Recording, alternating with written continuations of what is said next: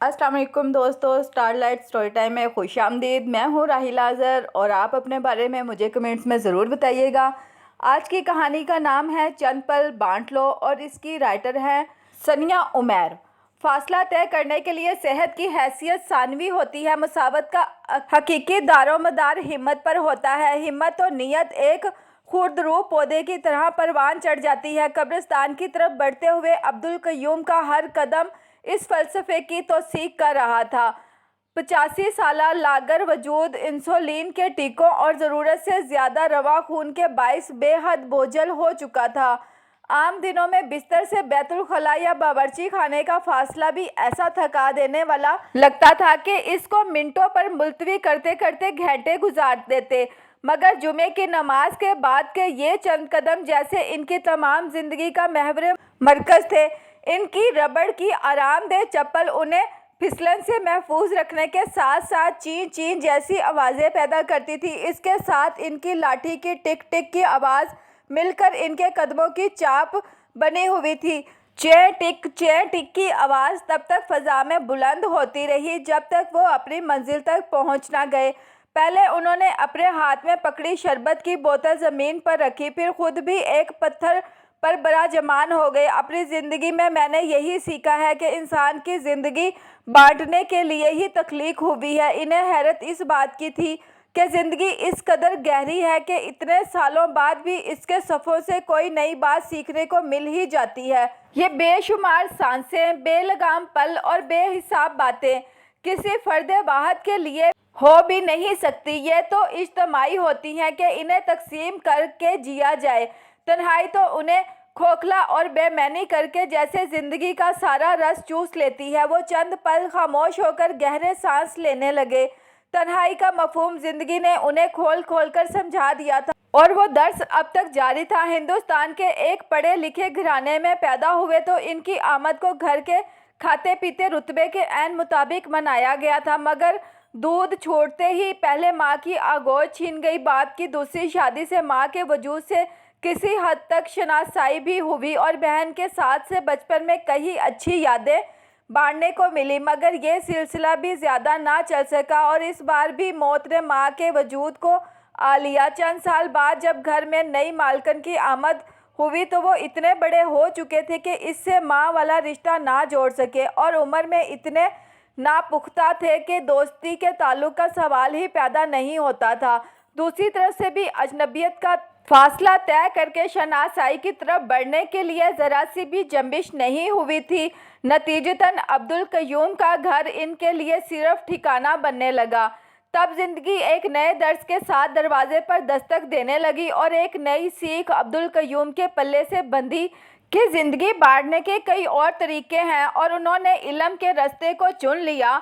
हर एक किताब कई लोगों के मुशाहिदे और तजज़िये सुमोए इनके हाथों में खुलती तो कई नए ख्यालात और सोचें दोस्तों की तरह इनके इर्द गिर्द आ बैठती। हकीकी और सुतीले रिश्तों के वो तमाम उम्र इसलिए मशहूर रहे कि उन्होंने पढ़ाई और किताब के इस ताल्लुक को बढ़ावा नहीं दिया तो कभी पाबंदी भी ना लगाई। अब्दुल कयूम से डॉक्टर अब्दुल कयूम होने के चंद ही साल बाद उन्हें अंग्रेज़ों के देश में नौकरी मिल गई। फरंगी सरकार तो रुखसत हो चुकी थी मगर इनका रौब और हुक्मरानी अब भी लोगों के जहन पर हावी था। इन्हें अलविदा कहने रिश्तेदारों के कई ऐसे टोले आए जिनको उन्होंने ज़िंदगी में पहली और आखिरी बार देखा और 7 समंदर पार कर गए। ऊंचा कद, गोरी रंगत और काम पर गिरफ्त ने जल्द ही इनके कदम जमा लिए। मगर अजनबी देश में तन्हाई की जो बेड़ी उन्होंने खुशी से कदमों में डाली थी जल्द ही इनको काटने लगी। हम एक ही हॉस्पिटल में काम करते थे मगर तुम पर सही मायनों में मैंने गौर तब किया था जब डॉक्टर बेथ ने मेरी तवज्जो तुम्हारी जानिब मुज़ब्बल करवाई। वो एक बार फिर कुतबे से गोया हुए जिन पर नीलम कयूम दर्ज था और एक बार फिर दिल ही दिल में वाक़यात दोहराने लगे क्योंकि उन्हें यकीन था कि इनकी मरहूमा बेगम इनके दिल का अनकहा हाल सुन लेगी। आप दोनों एक मुल्क से हैं, एक पेशे से हैं मगर हम ज़ुबान होने के बावजूद आप एक दूसरे से बेहद मुख्तलिफ हैं। डॉक्टर बेथ ने कहा तो अब्दुल कयूम को लगा वो इनके ज़ाहिरी खदोखाल का मुआवजा कर रही है क्योंकि डॉक्टर नीलम का कद छोटा اور رنگت پکی تھی، مگر ڈاکٹر بینتھ ان کے مزاج کو پرکھ رہی تھی۔ وہ ایک نسل پہلے سے لندن میں مقیم تھی، اس لیے شاید اس ماحول میں رچی بسی تھی، خوش مزاج سی، ہر طرح چہکتی پھرتی، جبکہ عبدالقیوم کا رویہ حد سے زیادہ پیشہ ورانہ ہونے کے باعث روکھا اور کھردرا لگتا تھا۔ نیلم بے باکی بھی تھی۔ وہ ایک روز بہت استحقاق سے کینٹین میں اپنی لنچ ٹرے اٹھائے عبدالقیوم کے سامنے آ بیٹھی۔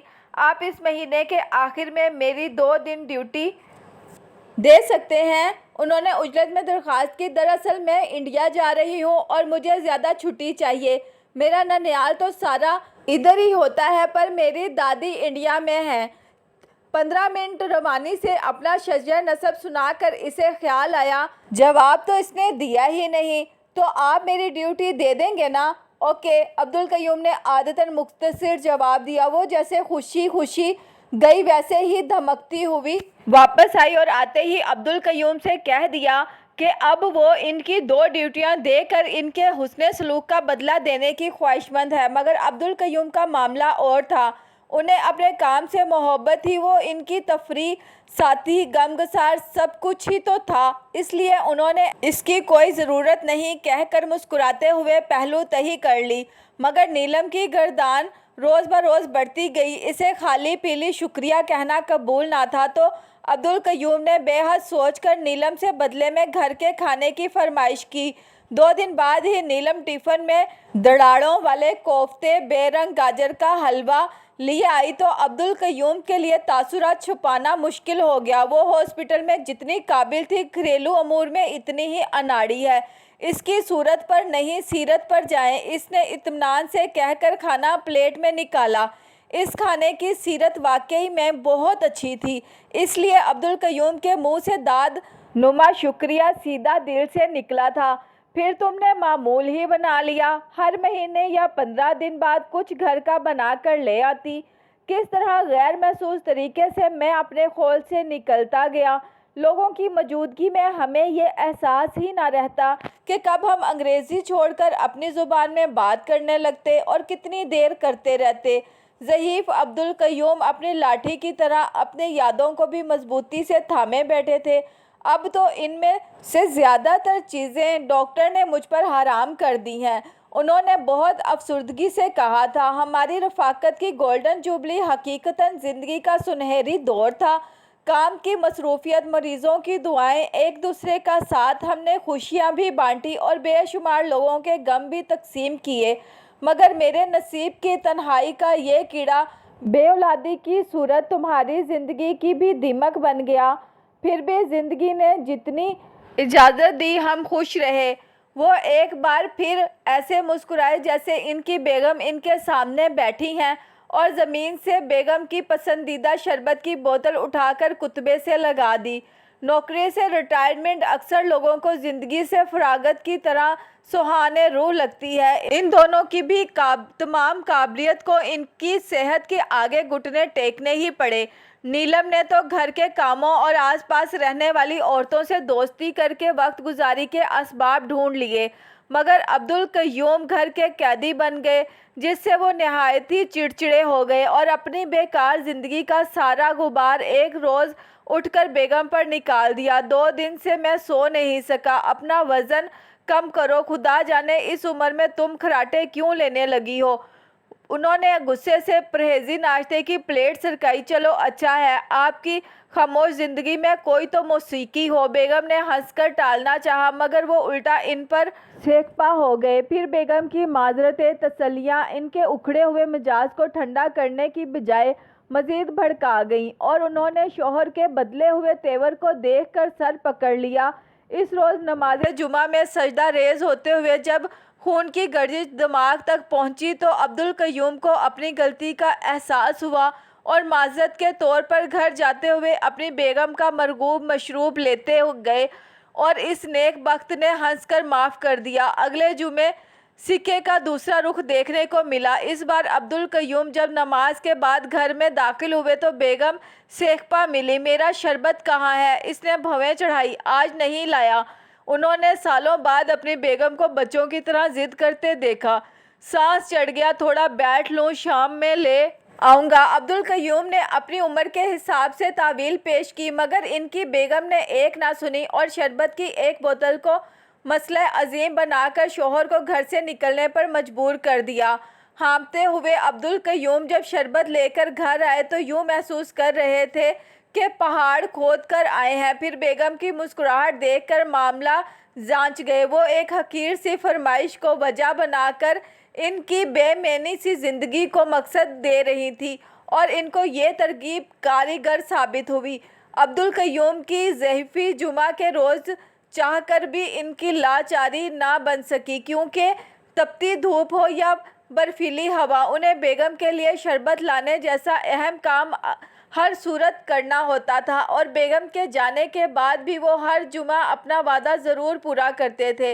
अब कोई यादें बांटने को भी मुयस्सर नहीं। तन्हा ही बैठा रात भर गुजरे वक्त के किस्से कुरेदता रहता हूँ। अब तुम्हारी खराटों के बगैर नींद भी नहीं आती। तुम्हारी सहेली के बेटे आरिफ को जिम्मेदारी दी है कि घर बिकवा कर मुझे ओल्ड होम में शिफ्ट करवा दे, पर वो बहुत मायूस लौटा है। कहता है ओल्ड होम में मौजूद बुजुर्ग यूँ लगता है जैसे मौत का इंतज़ार कर रहे हैं, आप वहाँ मत जाएं। ये कहकर वो हंस पड़े। इसको लगता है मेरी ज़िंदगी में इससे बेहतर और कोई और भी काम है, मगर हकीकत है अब इतने बड़े घर में तन्हा नहीं रहा जाता। किसी हम सफ़र की ख्वाहिश नहीं, मगर चंद पल बांटने की ज़रूरत भी ख़त्म नहीं होती। एक बोर ज़िंदगी के खाली इख्तिताम की मिसाल उन्होंने अपनी बेगम को अलविदा कहा और फिर से चें टक की आवाज़ फ़िज़ा में बुलंद होने लगी। बैरूनी दरवाजे पर पहुंचकर इनकी लाठी के सिरे पर लगा रबड़ उतर गया और हर कदम पर लाठी सहारे से ज़्यादा बोझ लगने लगी तो इनका वापसी का रास्ता मज़ीद तवील हो गया। मैं आपकी मदद करूं? पुश्त पर एक दुबला पतला खस्ता हाल पाकिस्तानी लड़का आ खड़ा हुआ। अब्दुल कयूम ने मुड़कर देखा। इसने हाथ में वही शरबत की बोतल थाम रखी थी जो कुछ देर पहले वो अपनी बेगम की कब्र पर रख कर आए थे। आजकल हाथ बहुत तंग है। हर जुमे यहाँ से गुज़रता हूँ तो कोई मेरे नसीब का शरबत छोड़ जाता है। मैं गला तर करना आंखें नम करने पर तरजीह देता हूँ, इसलिए गालिबन शुक्रिया कहकर उठा लेता हूँ। इसने बोतल जेब में टिकाई और अब्दुल कयूम का लाठी वाला हाथ अपने कंधे पर रखकर उन्हें सहारा दिया। क्या करते हो? अब्दुल कयूम को लगा किस्मत कुछ इशारा कर रही है। आया तो बहुत बड़े ख्वाब और इरादे लेकर था, पर अभी तो पीछे रह जाने वाले वालिदैन का सहारा बनने की तगवा दो ही कर रहा हूँ। रहने का कोई ख़ास ठिकाना तक नहीं, तो मेरे साथ आ जाओ। मैं बहुत अरसे से तन्हा हूँ। दिल से आह जैसी दरख्वास्त निकली। आप मुझे जानते भी नहीं, आपको मोहतात रहना चाहिए। लड़का हैरत ज़दा था। जो आगे लेकर जाना है वो तो मैं समेट चुका हूँ, जो इधर ही रह जाना है अब इसकी परवाह नहीं। उन्हें वाकई कदम उठाते हुए इसका सहारा बहुत गनीमत महसूस हो रहा था। मेरे आने से आपका नाक में दम हो जाएगा। मैं खराटे बहुत लेता हूँ। इसकी बात पर अब्दुल कयूम के कदम लख्त भर को रुके, फिर संभल कर बोले, चलो अच्छा है, मेरी खामोश ज़िंदगी में कोई तो मौसीकी होगी। वो फिर से आगे बढ़ने लगे और अब इस लड़के के मर्दाना जूतों की आवाज़ इन कदमों की चाप से मिलकर चेटिंग की आवाज़ फ़ज़ा में बुलंद होने लगी। तो दोस्तों, चंद पल खुशियों के बांट लो, कुछ मेरे साथ, कुछ अपनों के साथ। आपके कमेंट्स का इंतज़ार रहेगा। अल्लाह हाफिज़।